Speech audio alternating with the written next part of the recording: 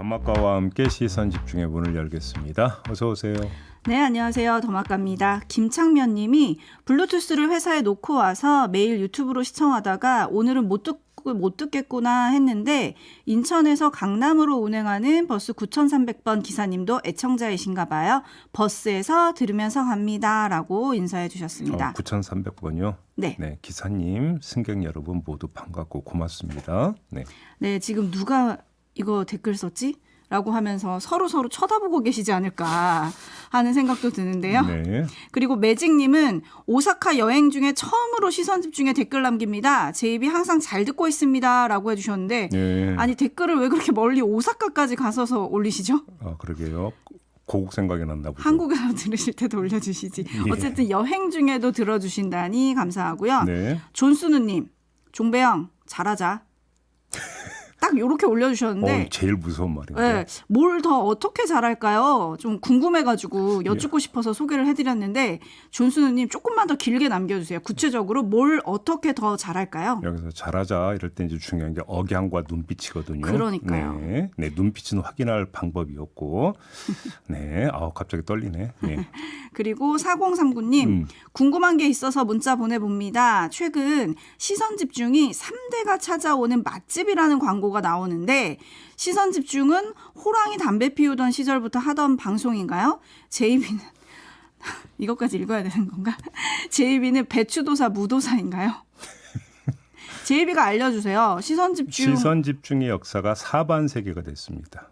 어이? 그렇기 때문에 아마 이제 그 이야기가 좀 나온 것 같고요. 언제 첫 방송했는지 제이비는 아시죠? 2000년이죠. 2000년. 오호. 2000년 10월에 첫 방을 했었습니다. 그때 함께 하셨습니까? 그렇습니다. 아 진짜요? 네. 와, 산 증인이시네. 네, 호랑이 담배 피우던 시절부터 하던 방송인가요? 뭐 대충 맞을 것 같습니다. 한 24년째 하고 있는 거니까요. 사반세기밖에 안 됐는데. 네. 그럼 제이비는 배추도사, 무도사 중에 어떤 거예요? 저는 머털도사입니다. 아, 그죠. 우리 옛날에 머털도사라는 부캐도 있었죠. 맞아. 네. 제이비는 머털도사입니다, 여러분. 네. 자, 여기까지 소소한 정보 알려드렸고요. 뉴스와 분석이 함께하는 제이비타임즈 오늘 주목할 뉴스들 본격적으로 챙겨드리겠습니다. 예. 오디오로 먼저 첫 번째 뉴스 만나보시죠. 4년여의 공백 끝에 만난 한중일 3국 정상이 공동선언문에 영내 평화와 안정, 한반도 비핵화, 납치자 문제에 대한 입장을 각각 재강조했다고만 적었습니다. 한 목소리를 낸 게 아니라 각각 중국과 한국, 일본이 각자 입장을 강조했다는 문구입니다. 정상들이 만난 자리에서 이미 메시지가 제각각이었는데 그대로 선언문에 담긴 겁니다. 한반도 비핵화가 목표라는 문구조차 담지 못하면서 한반도 비핵화를 약속한다, 노력한다는 앞선 두 차례 3국 정상회담 합의문 문구보다도 오히려 더 후퇴했습니다. 네. 한일 중 3자 정상회의의 결과가 이렇게 나왔습니다. 근데 평가는 이미 쏟아졌고요. 저희도 어제 세계는 우리는에서 미리 짚은 바가 있습니다. 굳이 첨언하지 않겠습니다. 간밤에 들어온 소식부터 좀 전해드려야 될 것 같은데요. 어젯밤 10시 44분쯤에 북한이 평안북도 동창리 위성발사장에서 군사 정찰 위성으로 추정되는 발사체를 쏘아 올렸다고 합니다만은 2분 뒤에 해상에서 다수의 파편으로 탐지됐다고 우리 합참이 발표를 했습니다. 그리고 북한 조선중앙통신도 발사 뒤 한 2시간쯤 뒤에, 그러니까 오늘 0시 좀 지나서 발표를 했는데요. 국가항공우주기술총국이 27일 정찰 위성 만리경 1의 1호를 신형 위성 운반 로켓에 탑재해 발사했다면서, 근데 신형 위성 운반 로켓은 1계단 비행 중 공중 폭발하여 발사가 실패했다. 이렇게 공식 발표를 했습니다. 네, 한일중 정상이 만난 날 결국 북한이 도발까지 한 건데 또 빠르게 실패를 인정하기도 해서요. 이거 네. 어떤 점에 좀 주목을 할까요? 일단 좀 주목할 점은 두 가지인 것 같은데요. 하나는 북한이 러시아의 탄약과 포탄 등을 지원해 준 대가로 첨단 기술을 이전받는다는 이야기는 그 전부터 계속 있었고, 그 축이 바로 위성 관련 기술이라는 이야기가 있었습니다. 그리고 이번 발사를 앞두고 러시아 기술진이 북한에 입국했다라는 소식도 있었다고 합니다. 그런데 실패로 끝났습니다. 그러면 기술 이전이 어떻게 되는 것이냐라는 문제가 지금 하나의 체크 포인트가 되는 거고요. 두 번째는 조선중앙통신이 실패를 발표를 하면서 다음을 기약하지 않았다라는 점도 지금 전문가들은 주목을 하고 있더라고요. 이렇게 되어버리면 북한이 이것에 어떤 대비를 하고 있었는가라고 하는 점도 지금 주목거리가 되는 것이죠. 다시 말해서 성공을 너무 확신하고 있었던 것 아니냐. 이런 이야기로도 연결이 될 수 있는 것 같고요. 이게 지금 두 개의 체크 포인트이고 뭐 유엔 안보리 결의 위반이니 하는 이런 문제 같은 경우는 어찌 보면 항상적 문제이기 때문에 이야기를 하지 않았습니다. 네, 그리고 앞서 오디오에서 들으셨지만 한중일 3국이 채택한 공동선언문에서 북한 관련해서는 한국과 일본 그리고 중국의 입장이 서로 제각각 메시지를 담았다는 점도 사실은 눈에 띄긴 합니다. 그렇죠? 그렇습니다. 그러면서 지금 동북아 정세가 이른바 러시아, 중국, 북한 이 축과 한국, 미국, 일본 축으로 대립구도로 가는 게 아니냐라는 이야기가 계속 있었고 저희도 계속 지속적으로 이 점을 좀 진단을 해왔었는데 어제 정상회의에서 그 이전 정상회의에서 담겼던 한반도 비핵화라고 하는 문구가 공동의 어떤 선언으로 채택되지 않았다는 점도 결국은 최근에 동북아 정세를 반영한 결과 아니냐 이렇게 볼 수도 있을 것 같습니다. 네, 그런데 이제 한중 정상회담이 일요일 날 있었잖아요. 거기서 윤석열 대통령이 리창 총리에게 북한 핵 문제와 관련해서 이제 중국이 안보리 상임 이사국으로서 좀 더 건설적인 역할을 해달라라고 당부를 했다고 하고 리 총리의 답이 알려지지 않았었는데 최근에 보도가 다시 나왔습니다. 네. 중국이 그동안 한반도 문제의 평화적 해결을 위해 노력해왔고 정세 안정도 중요하다고 본다. 한국 측의 우려 잘 알고 있고 앞으로도 계속 소통해 나가자. 이렇게 답했다는 거거든요. 네. 그러면은 북한의 계속적인 도발에 대해서 중국이 뭔가 역할을 해줄지 사실 이것도 우리한테는 중요한 관전 포인트 아닌가요? 그러니까 계속 그건 계속 얘기돼 왔던 건데 중국이 얼마만큼 북한을 제어할 수 있느냐 이 문제는 계속 제기를 해 왔던 거잖아요. 근데 또 한편으로는 지금 군사 기술적으로 북한이 러시아하고 밀착 관계로 좀 들어갔기 때문에 여기서 이제 어떤 중국이 그러니까 일정하게 제어 역할을 할 수 있느냐뿐만 아니라 한중일에서 러시아는 지금 빠져 있는 부분도 있는 거 아니겠습니까? 그렇군요. 요즘도 함께 봐야 되는 것이죠. 레드헤어님이 북한도 참 대단합니다. 끊임없이 쏘아 올리네요. 라고 해주셨는데 이 문제뿐만 아니라 지금 일본 외무성 언론 보도관이 라인 사태 관련해서 좀 입장을 밝힌 게 있죠. 그거 좀 전해드려야 될 것 같은데요. 고바야시 마키 일본 외무성 언론 보도관이 어제 일본 입장에서 내외신 기자들을 모두 참석한 자리에서 브리핑을 가졌습니다. 이 자리에서 라인야오 사태에 대한 입장을 밝혔는데 기시다 후미오 일본 총리가 한일 정상회담에서 보안 거버넌스를 재검토해보라는 요구사항이었다. 이렇게 말한 것에 대한 부연 설명 차원으로 이해를 하면 될 것 같습니다. 고바야시 언론 보도관은 행정지도는 보안 시스템 관리에 대한 것으로 개인정보 유출에 대응하기 위한 것이었다. 일단 이렇게 밝힌 다음에 모기업, 그러니까 여기서 모기업은 네이버를 뜻한다고 하는데요. 모기업도 위탁받는 것만이 아니라 함께 라인야오 사태를 면밀히 검토해 보라는 의도이며 특히 라인야오가 라인 운명을 잘 통제하지 않으면 보안 거버넌스 문제가 생길 것이라는 점에서 기시다 총리가 그런 발언을 한 것이다. 이렇게 설명을 했다고 하는데요. 이게 무슨 뜻입니까? 뭔 말인지 약간 헷갈리죠? 네, 무슨 뜻이에요? 제가 볼 때 여기서 밑줄 쳐야 되는 것은 모기업 그러니까 네이버도 위탁받는 것만이 아니라 함께 면밀히 검토해보라는 의도였다. 요 한 문장에 밑줄을 그어야 될 것 같은데 라인에서 오가는 데이터 관리를 네이버가 운영하는 데이터 센터가 맡고 있다고 합니다. 따라서 저 얘기는 라인야오가 보안 시스템을 네이버에 위탁하지 말아야 된다는 이야기로 해석이 될 수밖에 없고 그러면 위탁을 하지 않으면 그 전에 어떤 게 먼저 조정돼야 되는 거냐. 그래서 지금 전문가들은 이게 바로 자본관계 조정과 연결되는 이야기가 아니냐. 지금 이렇게 해석을 하고 있다고 하거든요. 이렇게 되어버리면 참 말을 어렵게 애둘러 했지만 결국은 일본 정부의 기본 입장은 별로 바뀐 게 없는 것 아니냐. 똑같은 얘기 아니냐. 지금 이 점이 지금 지적이 되고 있는 것이죠. 만약에 그렇다면 자 윤석열 대통령이 한일 정상회담에서 라인 사태를 한일 관계와 별개의 사안으로 인식하고 있다고 언급을 했단 말이에요. 네. 별개의 사안으로 인식하고 있다고 한다면 우리 정부는 입에 올릴 수가 없다라는 얘기로 연결이 됩니다. 논리적으로. 올릴 이유도 없다는 얘기가 되는 거고. 한일 관계가 별개의 사안이라고 한다면 이건 뭡니까? 민간이 알아서 하면 되는 문제 이렇게 돼버리는 거잖아요. 그러니까 우리 정부가 굳이 이 문제에 대해서 거론을 안 하겠다는 뜻을 여기에 깔고 있는 것으로 지금 해석이 될 수밖에 없는데 그러면 고바야시 마키 일본 외무성 언론 보도관이 나서서 한 거는 또 그럼 어떻게 해석을 해야 되는 거냐라는 문제가 그다음에 또 따라붙는 거잖아요. 결국은 윤석열 대통령의 발언과 일본 정부가 지금 내보이고 있는 태도 자체가 지금 뭔가 엇나가고 있는 거 아니냐. 이 지적은 당연히 따라붙는 거 아니냐라는 것이죠. 여기서. 네, 제비꽃님이 결국 일본은 자기네 할 말 다 했네요. 그렇죠. 예. 라고 해주셨는데요. 뭐 전문가들도 아침에 코멘트가 실린 보도들이 많이 있더라고요. 예를 들어서 위정현 중앙대 가상융합대학 학장 같은 경우에 대통령이 발언이 정부가 움직일 수 있는 운신의 폭을 좀 좁혀버렸다.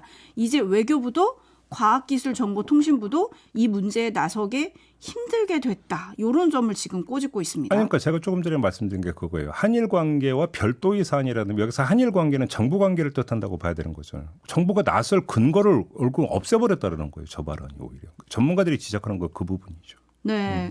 이승민 님이 근데 우리 정부는 반박 없나요? 라고 해주셨는데 참고로 어제 고바야시 마키 일본 외무성 언론보도관의 말은 한중일 정상회의 결과에 대해서 일본 정부가 내외신을 상대로 별도 브리핑을 하는 과정에서 나온 말이거든요. 네. 그러니까 공식 발언이라는 거잖아요. 그렇습니다. 여기에 대한 우리 정부 입장은 뭘지 좀 궁금해집니다. 네.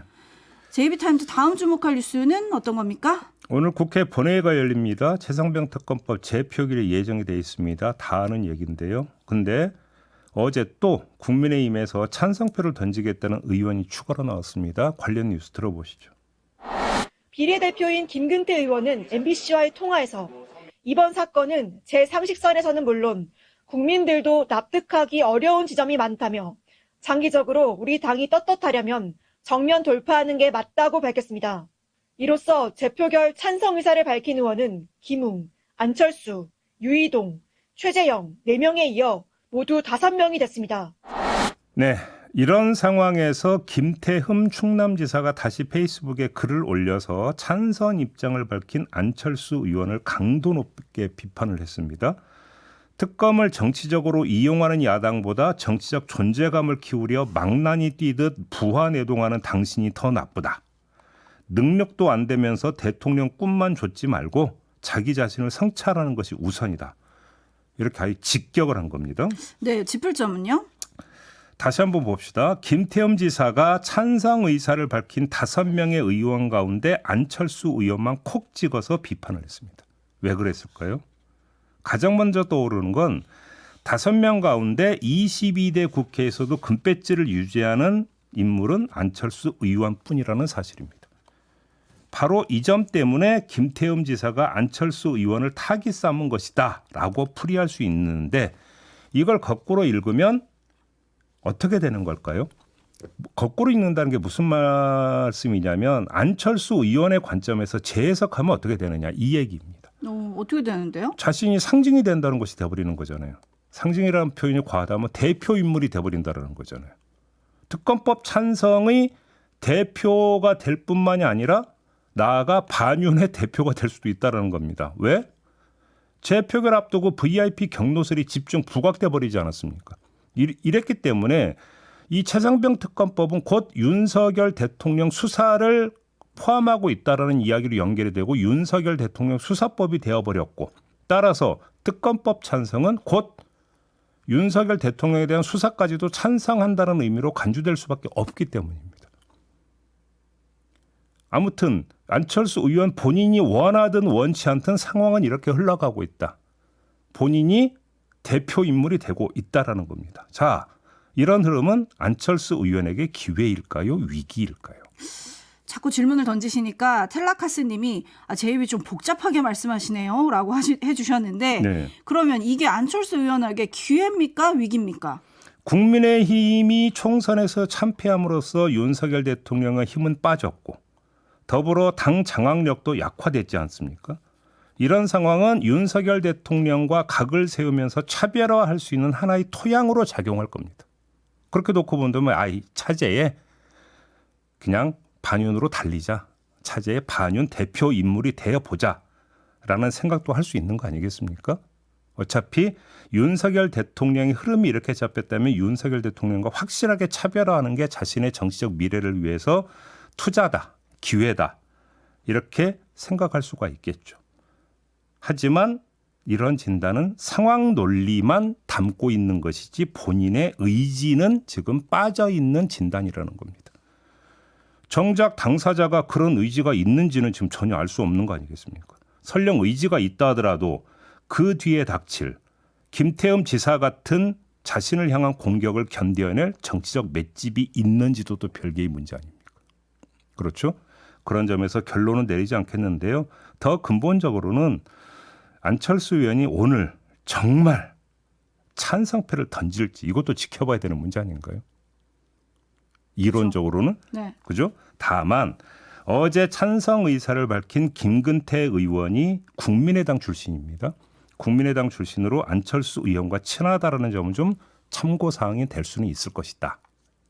여기까지만 말씀을 드리겠습니다. 네, 참고로 지난 5월 4일 안철수 의원은 SNS에 이렇게 글을 올렸습니다. 만약 국회에서 다시 투표할 일이 생긴다면 찬성표를 던질 거다.